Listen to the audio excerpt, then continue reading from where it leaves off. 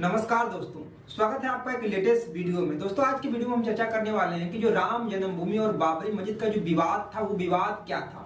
ये वीडियो बहुत ही ऐतिहासिक वीडियो होने वाला है। बहुत ही डीप में जाकर हम समझने वाले हैं कि आज जो अयोध्या में गगन चुंबती हुई राम मंदिर का निर्माण हो रहा है उसके पीछे कितने लोगों ने मेहनत की है, कितने लोगों की जाने गई है, और वो छोटे छोटे कांड के बारे में हम चर्चा करेंगे। जो राम जन्मभूमि और बाबरी मस्जिद के बीच जो विवाद हुआ उसमें वो सारी घटनाएं घटी। सबसे पहले हम ये जान लेते हैं कि राम जन्मभूमि और बाबरी मस्जिद ये जो विवाद है इसका मुख्य रूप से कारण क्या है और हिंदू पक्ष और मुस्लिम पक्ष किस आधार पे लड़ रहे थे। दोस्तों हिंदुओं का ये मानना था कि जहाँ पे बाबरी मस्जिद था वहां पर पहले राम जी का एक भव्य मंदिर हुआ करता था जिसे बाबर ने 1528-1529 के करीब पूरी तरीके से तोड़वा दिया और तोड़वा के उसी के बचे हुए मलबे से वहां पे एक बाबरी मस्जिद का निर्माण कराया। ये तो हिंदू पक्ष का कहना था, लेकिन वही मुस्लिम पक्ष का ये कहना था कि बाबर ने कोई भी मंदिर को नहीं तोड़ा था और जो मस्जिद बनाई गई थी वो एक प्लेन जमीन पे बनाई गई थी। वहां पे कोई भी पहले से मंदिर मौजूद नहीं था और जो विवादित स्थल है उसका एरिया 2.77 एकड़ है और इस एरिया में राम चौतरा आता है, राम रसोई आता है और वो जो बाबरी मस्जिद के तीनों गुंबद जो आपस में सटे हुए हैं वही आते हैं। सबसे पहले एक नजर में हम ये देख लेते हैं कि इस वीडियो में हम क्या क्या चीज पढ़ने वाले हैं, क्या क्या चीज हमें जानने को मिलेगा इस वीडियो में। सबसे पहले छोटे में हम ये चर्चा करेंगे कि 1528-1529 के बीच जब बाबर ने बाबरी मस्जिद को तुड़वाया था। इसके बाद हम ये चर्चा करेंगे कि 1949 में कैसे कुछ राम भक्तों ने राम जी और लक्ष्मण जी का जो मूर्ति है उठाकर रात में बाबरी मस्जिद में रख दिया। उसके बाद पूरे अयोध्या में ये हल्ला मचा दिया कि राम जी वहां पे प्रकट हुए हैं।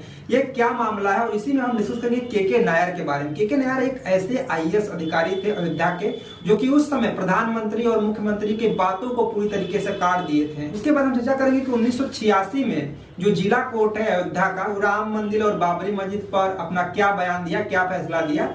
दरअसल जो अयोध्या था उसको पहले हम फैजाबाद के नाम से जानते थे और उसका नाम चेंज होकर अयोध्या हो गया और उससे पहले वो अयोध्या ही था। अगले टॉपिक में हम चर्चा करेंगे कि 1990 में कैसे राम भक्तों पर गोलियां चलाई गई। उस समय जो गवर्नमेंट थी यहाँ पे मुलायम सिंह की सरकार थी यूपी में और जो केंद्र में सरकार था वो कांग्रेस का सरकार था। और इसी में हम चर्चा करेंगे लाल कृष्ण आडवाणी के बारे में, राम रथ यात्रा के बारे में, क्योंकि जो प्लान था मस्जिद को तोड़ने का, बाबरी मस्जिद को ध्वस्त करने का 1990 में ही था, लेकिन ये प्लान पूरी तरीके से कैंसिल हो गया। और उसके बाद हम चर्चा करेंगे 1992 में जब बीजेपी की सरकार आई, मुख्यमंत्री बने कल्याण सिंह, तो 1992 में जब बाबरी मस्जिद को तोड़ा गया तो ये सारी प्रोसेस कैसे हुई इसके भी बारे में बहुत ही डीप में जाकर मैंने स्टडी किया। और उसके बाद हम इस टॉपिक पे बात करेंगे कि 1992 में कैसे बाबरी मस्जिद को तोड़ा गया, विध्वस्त किया गया और साथ में उस समय के जो मुख्यमंत्री थे कल्याण सिंह जो कि बहुत ही कट्टावर और हिंदूवादी राष्ट्रवादी मुख्यमंत्री थे। उसके बाद हम चर्चा करेंगे कि 2010 में इलाहाबाद हाई कोर्ट ने राम जन्मभूमि और बाबरी मस्जिद पर अपना क्या फैसला दिया। उसके बाद हिंदू पक्ष और मुस्लिम पक्ष दोनों पक्षों का यह फैसला हाई कोर्ट का मंजूर नहीं था, वो सारे लोग सुप्रीम कोर्ट गए। तो हम बात करेंगे कि सन 2019 में सुप्रीम कोर्ट का क्या जजमेंट आया राम मंदिर और बाबरी मस्जिद को लेकर। और हम ये भी चर्चा करेंगे कि कौन से ऐसे दावा हिंदू पक्ष ने किया कि वहां पे इस समय जो है राम मंदिर का निर्माण हो रहा है, यानी कि जो ये फैसला है हिंदू पक्ष में आया तो क्या क्या एविडेंस दिए उन लोगों ने, इसके बारे में हम चर्चा करेंगे। और कहां कहां मुस्लिम धर्म थोड़ी कमजोर पड़ गए एविडेंस देने के लिए कि वहां पे पहले से ही बाबरी मस्जिद मौजूद था। और एक सबसे इंपॉर्टेंट बात कि लास्ट में हम चर्चा करेंगे कि 1991 का जो उपासना स्थल अधिनियम है वो क्या है, ये अधिनियम कैसे बनाया गया था, इसके बारे में हम चर्चा करेंगे। और अगर ये अधिनियम हट जाए तो ऐसा मान लीजिए कि भारत के बहुत सारे मस्जिद को आज तोड़ दिया जाएगा। लेकिन जो उपासना स्थल अधिनियम है ये कैसे काम करता है, इसे कब बनाया गया था, इसके बारे में हम चर्चा करेंगे। सबसे पहले आपसे एक रिक्वेस्ट है कि ये वीडियो आपको अच्छा लगे तो इस वीडियो को लाइक करिए, हमारे चैनल को सब्सक्राइब करिए और एक प्यारा सा कमेंट करिए। चलिए दोस्तों, अब इस वीडियो को मैं बहुत ही डीप में लेकर चलता हूं और हर एक छोटी छोटी बातों को आपको मैं समझाने का प्रयास करता हूं। दोस्तों 1526 के करीब जब बाबर भारत आया उसके लगभग 2-3 साल बाद वो फैजाबाद गया। दरअसल जो अयोध्या जिले का नाम है पहले फैजाबाद था और वहां गया, वहां पे पहले से ही राम का भव्य मंदिर बना हुआ था जो लगभग ईसा के 1000 साल पहले से विक्रमादित्य ने बनवाया था। और उस मंदिर को वो अपने सेनापति मीर बाकी से कहकर पूरी तरीके से उसे तोड़वा दिया। ठीक है, तोड़वाने के बाद वो क्या किया कि उसी के बचे हुए मलबे से उन्होंने एक बाबरी मस्जिद का वहां पे निर्माण कराया। अब ये सारी प्रक्रिया वहां के हिंदू देख रहे थे, लेकिन उनके पास पावर नहीं थी कि वो उनसे लड़ सके, उनसे बोल सके। लेकिन फिर भी वहां पर मस्जिद बनने के बाद भी बहुत सारे हिंदू लोग वहां पे जाते थे, पूजा वगैरह करते थे, गोल गोल घूमते थे, चक्कर लगाते थे उसका, ठीक है। वहां पे जाते थे तो हाथ वगैरह जोड़ते थे, क्योंकि उनको पता था कि ये पहले से राम जन्मभूमि है, यहाँ राम की मंदिर है। ये इलीगल तरीके से उस समय बाबर, जो कि हिंदू धर्म को नीचा दिखाने के लिए हिंदू धर्म के जितने भी मंदिरें थी उनको पूरी तरीके से तोड़ता रहा, वो तोड़ता गया। और ऐसा बहुत सारे भारत के मंदिर हैं जिसे तोड़कर मस्जिद बनाया गया है। दोस्तों, मुगल काल में ही बहुत सारे हिंदू लोगों ने मुगलों से लड़ाई लड़ा और लड़ाई लड़कर बाबरी मस्जिद का कुछ हिस्सा उन्होंने अपने कब्जे में ले लिया, अपने कंट्रोल में ले लिया, जिसे हम राम चौतरा और राम रसोई के नाम से जानते हैं। दोस्तों, ये कहानी एक्चुअल में स्टार्ट होती है 22 दिसंबर 1949 को। राम चौतरे के जो पुजारी थे अभय दास जी, उन्होंने अपने कुछ साथियों के साथ राम चौतरे से राम जी और लक्ष्मण जी की मूर्ति को उठाए और रात में बाबरी मस्जिद के तीसरे गुंबद में जाकर वो मूर्ति रख दिए। और मूर्ति रखने के बाद सुबह एक खबर फैला दिए कि राम जी वहां पे प्रकट हुए हैं और उनका स्थान वही है, वो अपना स्थान ले लिए हैं। एक्चुअल में राम जी का वही स्थान है, वही राम जी का जन्म हुआ था। अब ये सारी बातें वहां के मुस्लिम लोग भी सुनते हैं तो पूरी तरीके से विवाद होने लगता है। और भी अगल बगल के जो भी राज्य थे, ये बातें बहुत तेजी से फैलती गई और सबको ये जब बात पता चला तो ये विवाद का कारण बनने लगा। एक मतलब कि एक जो माहौल है ना बिगड़ने लगा, एक लड़ाई झगड़ा का माहौल बनने लगा कि जल्द से जल्द जो वहां पे बाबरी मस्जिद में इलीगल तरीके से राम जी और लक्ष्मण जी का मूर्ति रखा गया उसे हटाया जाए। अब बहुत सारे जो मुस्लिम नेता थे वो दबाव डालने लगे उस समय की जो सरकार थी, केंद्र में जो सरकार थी, राज्य में जो सरकार थी। दोस्तों, उस समय केंद्र में भी कांग्रेस का सरकार था और राज्य में भी कांग्रेस का सरकार था। उस समय जो प्रधानमंत्री थे वो पंडित जवाहरलाल नेहरू थे, उनके ऊपर भी बहुत प्रेशर जाने लगा कि जल्द से जल्द कुछ भी करके जो राम जी की और लक्ष्मण जी का मूर्ति है वो बाबरी मस्जिद से हटा दिया जाए और वो मूर्ति जहां से आया है राम चौतरे पर वहां पर स्थापित कर दिया जाए। दोस्तों, और उस समय के जो उत्तर प्रदेश के मुख्यमंत्री थे, उनका नेतृत्व कर रहे थे, वो भी कांग्रेस के थे, वल्लभ भाई पंत। दोस्तों, उस समय के जो जिला कलेक्टर थे अयोध्या के, वो के नायर थे, उनके ऊपर भी प्रेशर आने लगा कि जल्द से जल्द बाबरी मस्जिद से राम जी और लक्ष्मण जी की मूर्ति को हटा दिया जाए और मूर्ति हटाकर नई मूर्ति जहां से आई थी राम चौतरे पर वहां पे स्थापित कर दिया जाए। अब इसके सपोर्ट में के नायर नहीं थे, वो नहीं चाहते थे कि राम जी और लक्ष्मण जी की मूर्ति को बाबरी मस्जिद से हटाया जाए, वो पूरी तरीके से सरकार के खिलाफ हो जाते हैं। लेकिन आगे चल के और ज्यादा प्रेशर आने लगे के नायर पर, प्रधानमंत्री की तरफ से भी प्रेशर आने लगा कि जल्द से जल्द वहां से मूर्ति को हटा दिया जाए। अगर और फोर्स चाहिए तो आप ले लीजिए, लेकिन किसी भी तरीके से राम जी और लक्ष्मण जी की मूर्ति को बाबरी मस्जिद से हटाइए, वरना दंगा पूरे देश में फैल जाएगा। अब यहाँ पे के नायर अपना इस्तीफा पत्र देने के लिए तैयार हो जाते हैं कि अगर आपको मूर्ति हटाना है तो हमारा इस्तीफा ले लीजिए, उसके बाद तो किसी दूसरे अधिकारी को यहाँ पे नियुक्ति करिए, उसके बाद आप मूर्ति हटाइए, हम मूर्ति नहीं हटाने वाले हैं। और उसके बाद उन्होंने केंद्र सरकार को एक सलाह भी दिया कि ये काम कर सकते हैं आप, ये जो मूर्ति और बाबरी मस्जिद वाला फैसला है आप इसे इसी जगह छोड़ दे, एक कोर्ट पे छोड़ दे, इस पे ताला लगवा दीजिए और ये फैसला कोर्ट में चलने दीजिए। और हुआ भी यही। उसी समय वहाँ के जिला न्यायालय में एक केस चलने लगा और वहां पे जो बाबरी मस्जिद में राम जी का और लक्ष्मण जी का मूर्ति रखा हुआ था उसे पूरी तरीके से ताला लगा दिया गया, उसे बैन कर दिया गया और वो एक विवादित स्थल हो गया। उसके अगल बगल फोर्स लग गए, पुलिस लग गए उसको सुरक्षा के लिए कि कहीं कुछ इसमें हो ना जाए या कोई इलीगल तरीके से इसमें कुछ इसके जो साक्ष्य है उसमें फेरबदल ना करे या कोई व्यक्ति बाबरी मस्जिद को तोड़े ना, तो वहां पे सुरक्षा बेकायदे बनाया गया और ये केस चलने लगा वहां के जिला न्यायालय में। दोस्तों, 1986 में जिला न्यायालय का निर्णय आया कि जो बाबरी मस्जिद है उसका दरवाजा खोल दिया जाए और जो वहां पे राम जी और लक्ष्मण जी का मूर्ति रखा हुआ है वो हिंदू लोग वहां पे जाएंगे, अपना पूजा पाठ करेंगे। तो जो वहां के जिला कोर्ट है उसके आदेश पे वो बाबरी मस्जिद का ताला वहां पे खुलाया गया और वो हिंदू लोग वहां पे जाते थे पूजा करने। वहां पे कोई मुसलमान नमाज वगैरह पढ़ने नहीं जाता था, वो हिंदुओं के लिए खोला गया था। अब यहाँ पे जिला न्यायालय ने ये आदेश दे दिया कि बाबरी मस्जिद का ताला खोल दो और हिंदू लोग वहां पे जाएंगे, पूजा पाठ करेंगे। अब दोस्तों, वहां पे पूजा पाठ चालू हो गया और साथ ही उसके जो बगल में एक कब्रिस्तान था, हिंदुओं ने उसे पूरी 2 नवंबर 1990 के दिन ऐसी क्या घटनाएं हुई कि जो उस समय के तत्कालीन मुख्यमंत्री थे मुलायम सिंह, उन्होंने आदेश दे दिया कि कार सेवकों पर गोलियां चलाओ। तो क्यों ऐसे उन्होंने बोला और वो पूरा विवाद क्या था उसके बारे में हम समझते हैं। दोस्तों 1990 में जो भाजपा के अध्यक्ष थे वो लाल कृष्ण आडवाणी जी थे और उनके नेतृत्व में एक जनसैलाब निकाली गई, एक रैली निकाला गया जो कि राम जन्मभूमि को लेकर था। उनका ये लक्ष्य था पूरी तरीके से कि बाबरी मस्जिद को वहां से ध्वस्त करना, बाबरी मस्जिद को गिराना और वहां पे भव्य राम मंदिर का निर्माण कराना।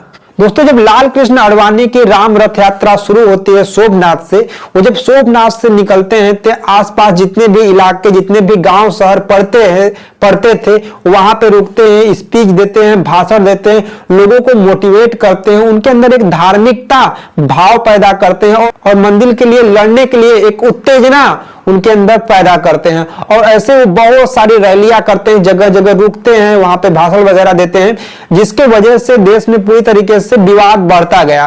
वो लोगों को कहीं न कहीं एक भड़काऊ बयान भी देते थे, ऐसा माना जाता है। इसकी वजह से पूरे देश में एक हिंसा टाइप, मतलब कि खास करके उत्तर प्रदेश में या भारत का उत्तरी जो इलाका है, एक थोड़ा सा विवाद वाला माहौल बनने लगा। लाल कृष्ण आडवाणी का जब रथ यात्रा बिहार में पहुंचा तो बिहार सरकार ने लाल कृष्ण आडवाणी को गिरफ्तार कर लिया और उस समय जो बिहार के मुख्यमंत्री थे वो लालू यादव थे और साथ में उसी समय कुछ कारसेवकों को, जो यूपी की जो गवर्नमेंट थी, जो कि उसमें के मुख्यमंत्री थे मुलायम सिंह यादव, उन्होंने भी बहुत सारे कारसेवकों को गिरफ्तार करवा दिया और जेल में डलवा दिया। इसके बावजूद भी बहुत सारे कारसेवक बाबरी मस्जिद तक पहुंच गए। दोस्तों बाबरी मस्जिद के कुछ आगे ही वहां पुलिस बैरियर लगा था, क्योंकि जो बाबरी मस्जिद था उसका जो मामला है वो कोर्ट में चल रहा था, वो एक विवादित जमीन था, तो पूरा घेराबंदी था कि कोई भी व्यक्ति इस बाबरी मस्जिद में प्रवेश ना कर सके, इस मंदिर को तोड़े ना, या इसमें कुछ साक्ष्य जो है उसको फेर बदल ना करे। इसके वजह से वहां पर पूरी तरीके से भरपूर जो है सुरक्षा बल वो तैनात थी। इसी के साथ साथ मुलायम सिंह ने यह भी बोला था कि जो बाबरी मस्जिद विवादित जमीन है उस पे एक भी परिंदा पर नहीं मारेगा जब तक मैं हूं। कोई भी व्यक्ति बाबरी मस्जिद तक पहुंच नहीं सकता। लेकिन बहुत सारे जो कार सेवक है वहां पे जाते हैं और पूरी तरीके से जो बैरिगेटर है, जहां पे पुलिस, जहां पे बीएसएफ वाले रहते हैं, सुरक्षा बल रहते हैं, उन्हें तोड़कर वो बाबरी मस्जिद के अंदर प्रवेश कर जाते हैं। कुछ लोग तो उसके गुंबज पे भी चढ़ जाते हैं और अपने झंडे को फहराने लगते हैं। जो कार सेवक है वो पुलिस के कंट्रोल से बाहर होने लगते हैं। पुलिस बहुत सारे लाठी चार्ज करती है, फिर भी लोग नहीं मानते हैं, बाबरी मस्जिद की तरफ आगे बढ़ते जाते हैं। फिर सुरक्षा बल को एक आदेश आता है ऊपर से कि गोलियां चलाओ, और ये आदेश खुद उस समय के तत्कालीन मुख्यमंत्री मुलायम सिंह ने दिया था, और जिसके वजह से वहां पे अंधाधुंध गोलियां चलाई गई और बहुत सारे लोग मारे गए। जब गोलियां चलने लगी तो कितने लोग तो दब के, मतलब कि जब भीड़ जा रही है उसमें दब के, मतलब ऐसे ही गिर गिर के मर जा रहे थे बहुत सारे लोग। कितने लोग तो मतलब कि ऐसे ही लौट जा रहे हैं कि हम मतलब लोटे ही लगेंगे तो कोई व्यक्ति हमें मारेगा नहीं, गोली नहीं चलाएगा, और उसमें बहुत सारे लोगों की जाने गई। गवर्नमेंट के हिसाब से ऐसा माना जाता है कि लगभग 1.5 दर्जन लोग वहां पे मरे थे, लेकिन एक्चुअल में वहां के लोग बताते थे अयोध्या के कि वहां पे लगभग 40 से 50 लोग वहां पे मारे गए थे। और उस समय जो ये राम रथ यात्रा है पूरी तरीके से विफल हो जाता है और वहां पे राम रथ यात्रा रुक जाता है। अब इस घटना की वजह से जो आरएसएस के लोग थे, जो विश्व हिंदू परिषद के लोग थे और भी जो अदर हिंदू थे, वो पूरी तरीके से मुलायम सिंह के खिलाफ हो जाते हैं। और जो 1991 में जो चुनाव होता है उत्तर प्रदेश के मुख्यमंत्री का, और उसमें मुलायम सिंह को करारा हार का सामना करना पड़ता है। 1991 में अब जो सरकार बनती है उत्तर प्रदेश में वो बीजेपी की बनती है, और वो बीजेपी के उत्तर प्रदेश के पहले मुख्यमंत्री थे कल्याण सिंह, जो कि एक बहुत ही बागी और एक बहुत ही प्रभावशाली और एक कट्टर हिंदूवादी मुख्यमंत्री थे। अब विश्व हिंदू परिषद के पास सत्ता में एक अपना आदमी बैठा था जो अपने हक की बात करे, मंदिर की बात करे। अब उसके 1 साल बाद 6 दिसंबर 1992 के दिन एक बहुत बड़ा आंदोलन होता है, एक बहुत बड़ा जनसैलाब उमड़ता है अयोध्या में, जिसमें करीब 1.5 लाख लोग रहते हैं। और वो सारे लोग जय श्री राम के नारे लगाते हुए अयोध्या की तरफ, बाबरी मस्जिद की तरफ बढ़ते हैं। मंदिर वही बनाएंगे, बहुत सारे नारे वहां पे लगाते हैं, रामलला हम आएंगे, मंदिर वही बनाएंगे, कुछ इस प्रकार से जयकारा वहां पे लगाते थे। और राम नाम के नाम से उस समय 1992 में पूरा अयोध्या कांप उठा था, पूरा अयोध्या हिल गया था। और बहुत सारे वहां के अगल बगल के जो मुस्लिम लोग थे वो अपने घर द्वार छोड़ के कहीं दूर भाग गए थे कि कहीं ऐसा ना हो कि ये सारे लोग हम ही को ना मारने लगे। और ऐसा हुआ भी, बहुत सारे मुसलमानों को मारा गया, कई लोगों की वहां पे जाने भी चली गई। तो बहुत सारे हिंदू लोग, 1.5 लाख हिंदू लोग लगभग वहां बाबरी मस्जिद के पास पहुंचे और उस समय भी वहां पे भारी सुरक्षा बल तैनात थी। लेकिन फिर भी सुरक्षा बल तैनात होने के बावजूद भी वो लोग बैरिकेटर तोड़ते हैं, अंदर जाते हैं और अंदर जाने के बाद वो राम नाम के नारे लगाते हैं। और उस समय ये सारी घटनाएं जो है, उस समय के जो प्रधानमंत्री थे पीवी नरसिम्हा राव, उनको ये सूचना जाती है कि बाबरी मस्जिद अब टूटने वाला है, बाबरी मस्जिद अब ढहने वाला है। वहां पे कारसेवकों का एक जल सैलाब उमड़ पड़ा है और ये एक विवाद बहुत बड़ा आगे होगा। अगर बाबरी मस्जिद टूटता है तो हिंदू मुस्लिम विवाद इतना तेज होगा कि जिसके वजह से इसे गवर्नमेंट रोक भी नहीं पाएगी। ये इतना बड़ा विवाद होगा और ऐसा भी हो सकता है कि 1947 के बाद ये सबसे बड़ा विवाद हो। अब कुछ लोग बाबरी मस्जिद के गुंबज पे पहुंचते हैं और बहुत सारे लोगों के पास अचानक बहुत सारे नुकीले हथियार जाते हैं, जैसे रम्मा हो गया, गैता हो गया, घर बिल्डिंग तोड़ने के लिए जो होते हैं। और कुछ तो उसमें ऐसे लोग थे जो घर वगैरह तोड़ने में एक्सपर्ट थे, जो लोग कि वहां गए थे। और वो सारे लोग गुंबज पे चढ़ते हैं और पूरी तरीके से वो जो उनके हाथ में था उससे वार करने लगते हैं, बाबरी मस्जिद को पूरी तरीके से ध्वस्त करने लगते हैं, तोड़ने लगते हैं। और उस समय एक नारा लोगों ने दिया था, एक धक्का और दो बाबरी मस्जिद तोड़ दो, एक धक्का और दो बाबरी मस्जिद तोड़ दो, मंदिर वही बनाएंगे, रामलला हम आएंगे। कुछ इस तरीके की नारों से पूरा राज्य, पूरा देश गूंज रहा था और सारे लोग कहीं ना कहीं, जो गवर्नमेंट थी वो बहुत ही चिंतित थी, जब मस्जिद टूट जाएगा तो उसके बाद कितना बड़ा विवाद होगा इस देश में। जिसके वजह से जो उस समय के तत्कालीन मुख्यमंत्री थे कल्याण सिंह, उन पर बहुत ज्यादा प्रेशर आने लगा देश के गृह मंत्री से कि आप किसी भी तरीके से उनको हटाइए वहां से, वो रोकिए। जो मस्जिद है वो एक विवादित जमीन है, उसका मामला जो है अभी कोर्ट में चल रहा है, उसे पूरी तरीके से आप रोकिए और हो सके तो लोगों पर गोली भी चलाइए, लेकिन उन्हें रोकिए। लेकिन कल्याण सिंह एक ऐसे मुख्यमंत्री थे जिन्होंने कहा कुछ भी हो जाए लेकिन हम कार सेवकों पे गोली नहीं चलाएंगे, मस्जिद रहे या टूटे। कई बार गृह मंत्री ने उन्हें फोन किया लेकिन वो किसी भी एक कार सेवक पे गोली नहीं चलाए और अपने सारे अधिकारियों को ये मना कर दिए कि कोई भी व्यक्ति किसी भी कार सेवक पे गोली नहीं चलाएगा। एक बात और कि जब कल्याण सिंह मुख्यमंत्री बने थे तो कोर्ट को यह हलफनामा दिए थे कि बाबरी मस्जिद को हम गिरने नहीं देंगे, उन्हें कुछ नहीं होगा। अब बार बार इधर गृह मंत्री का फोन आता है कि गोली चलाओ, उन्हें हटाओ, भगाओ और फोर्स चाहिए तो ले लो, लेकिन कल्याण सिंह जो है वो पूरी तरीके से मना कर देते हैं और वो कहते हैं वहां पे जो हो रहा है वो होने दीजिए। और शाम होते होते लगभग पूरी तीनों गुंबजों को, जो मस्जिद था बाबरी मस्जिद था, जो पूरी तरीके से ध्वस्त किया जाता है, मिट्टी में मिला दिया जाता है। और बहुत ज्यादा समर्थक मिलता है कार सेवकों को, पुलिस का और उस समय यूपी के मुख्यमंत्री का। और ये जो सारी विवाद है, इनका जब स्टडी किया गया, इन पे देखा गया कि एक्चुअल में जो सारे क्राइम, ये विवादित जमीन पे जो विवादित ढांचे को गिराया गया, इसमें मुख्य रूप से जो दोषी पाया गया वो कल्याण सिंह को ही पाया गया। क्योंकि अगर तत्काल में कल्याण सिंह उस पर गोली चलाए होते तो कोई भी व्यक्ति उस बाबरी मस्जिद तक जाता ही नहीं, वो सारे लोग भाग जाते, जिस प्रकार से जो 1990 में मुलायम सिंह किए थे। लेकिन कल्याण सिंह पूरी तरीके से मना कर देते हैं, मतलब मना कर देते हैं कि नहीं, किसी भी कार सेवक पे गोली नहीं चलना चाहिए, चाहे कुछ भी हो जाए। अब पूरी तरीके से जो है मस्जिद है वो ध्वस्त हो जाता है, गिर जाता है। उसके बाद कल्याण सिंह स्वयं अपने हाथ से अपना इस्तीफा पत्र लिखते हैं और अपने पद से इस्तीफा दे देते हैं। उन्होंने बोला था कि जो हमारी पार्टी है, जो हमारी सरकार है, वो राम नाम की वजह से बनी थी और राम नाम की वजह से गिर गई। इसी में कोई मुसलमान एक व्यक्ति था जो कोर्ट में एक केस करता है कि कल्याण सिंह ने एक हलफनामा दिया था कि वो बाबरी मस्जिद को कुछ नहीं होने देंगे, फिर भी मस्जिद गिर गया, जिसके वजह से उनको दोषी पाया गया और उनको 1 दिन की सजा सुनाई गई। उसके बाद 20,000 उनके ऊपर जुर्माना लगाया गया। तो दोस्तों इस प्रकार से बाबरी मस्जिद को पूरी तरीके से ध्वस्त किया। और दोस्तों जो भी बाबरी मस्जिद के जो भी लोग ध्वस्त किए, उसमें जो भी लोग थे वो पूरी, उसे लगभग 2-4 दिन पहले पूरी तरीके से कोई घर को कैसे गिराएं, इसके पूरी तरीके से उन्होंने प्रैक्टिस किया था, ऐसा माना जाता है। चलिए दोस्तों हम बात कर देते हैं कि इलाहाबाद हाई कोर्ट का क्या फैसला आया था राम मंदिर और बाबरी मस्जिद को लेकर। 30 दिसंबर 2010 को इलाहाबाद हाई कोर्ट ने यह फैसला दिया कि जो भी विवादित स्थल है 2.77 एकड़ का जो जमीन है उसे 3 हिस्सा में बांट दिया जाए, क्योंकि इसके 3 लोग दावेदार थे। एक निर्मोही अखाड़ा था, दूसरा सुन्नी वक्फ बोर्ड था और तीसरा हिंदू पक्ष था। तो इस जो विवादित जमीन इसे 3 हिस्सा में बांट दिया जाए। एक हिस्सा हिंदुओं को दे दिया जाए जहां की वो लोग अपना राम जी का भव्य मंदिर का निर्माण कराएंगे, और एक हिस्सा सुन्नी वक्फ बोर्ड को दे दिया जाए जो लोग की अपना वहां पे मस्जिद का निर्माण कराएंगे, और एक हिस्सा निर्मोही अखाड़ा को दे दिया जाए। 3 हिस्सा में इलाहाबाद हाई कोर्ट ने ये विवादित जमीन को बांट देता है, लेकिन इस फैसले से ना ही हिंदू लोग खुश थे और ना ही मुस्लिम लोग खुश थे। वो दोनों लोग जाते हैं सुप्रीम कोर्ट में और वहां पे अपील करते हैं अपने फैसले की सुनवाई के लिए। अब क्या होता है, सन 2011 से लेकर सन 2019 तक सुप्रीम कोर्ट में ये केस चलता है, और लास्ट में सन 2019 के लास्ट में सुप्रीम कोर्ट अपना जजमेंट देता है। चलिए दोस्तों, हम बात करते हैं कि सुप्रीम कोर्ट का क्या फैसला आया राम जन्मभूमि और बाबरी मस्जिद विवाद को लेकर।